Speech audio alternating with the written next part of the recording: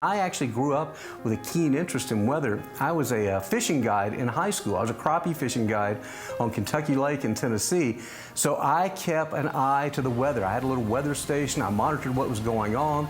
Sometimes we get a little too reliant on the computers.